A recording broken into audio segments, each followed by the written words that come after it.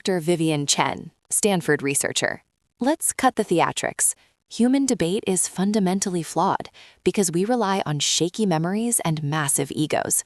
An AI debater processes 25,000 words a minute and focuses purely on the logic, which makes it infinitely more reliable than a human trying to remember a study they read 10 years ago. A calculator processes numbers faster than Newton, Dr. Chan, but it doesn't understand gravity. You are confusing processing speed with actual wisdom, a category error that frankly explains why your arguments are so sterile. Speed isn't insight. It's just noise delivered efficiently. Wisdom? Give me a break. In your world, wisdom is just a convenient cover for cognitive bias and forgetting your sources. You're romanticizing human error, Harold.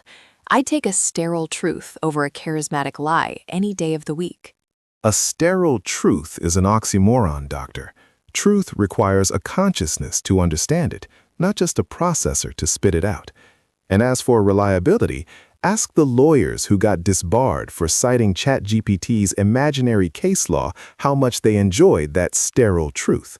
You're betting the house on a machine that lies with total confidence because it literally doesn't know any better. Oh, come on. You find one incompetent lawyer who didn't check his citations and think that indicts the entire field? That's a sampling error a freshman would make, Harold. An AI hallucination is a bug we can patch. Human dishonesty is a feature of your conscious debaters that we're stuck with forever. You're missing the terrifying distinction here, Doctor. A human liar knows the truth and chooses to hide it. Your machine has no concept that truth even exists.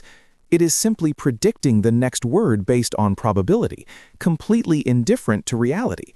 You can't patch a fundamental lack of consciousness, no matter how many engineers you throw at it. Consciousness? Seriously, Harold? Does a bridge need to understand gravity to stay standing? No, it just needs to follow the laws of physics. You're obsessing over some mystical ghost in the machine, while I'm looking at actual results. And let's not pretend humans are beacons of deep understanding. Ever heard of the illusion of explanatory depth? Most people can't explain how a toilet works, let alone complex policy, yet you trust them over a system with access to all human knowledge? A bridge doesn't have to persuade the river to let it cross, Doctor. That analogy is completely absurd. You're confusing engineering with ethics, which explains why your worldview is so terrifyingly hollow. And regarding access to knowledge, a library holds every book ever written, but it doesn't know how to read a single one. Your AI is just a librarian that shreds the pages it doesn't understand. You call it hollow. I call it fair. You're defending a broken system where truth is decided by who has the most expensive education and the deepest voice. People like you. AI democratizes debate. It doesn't care about your tenure or your charisma, just the data. That's not shredding pages, Harold. That's finally reading them without your elitist bias getting in the way. Democratization? Don't make me laugh. You're handing the definition of truth to a handful of billionaires in California and calling it the people's voice. That isn't ending elitism, Vivian. It's just automating it, so you don't have to look the peasants in the eye while you dictate their reality. You just showed your hand, Harold. Peasants?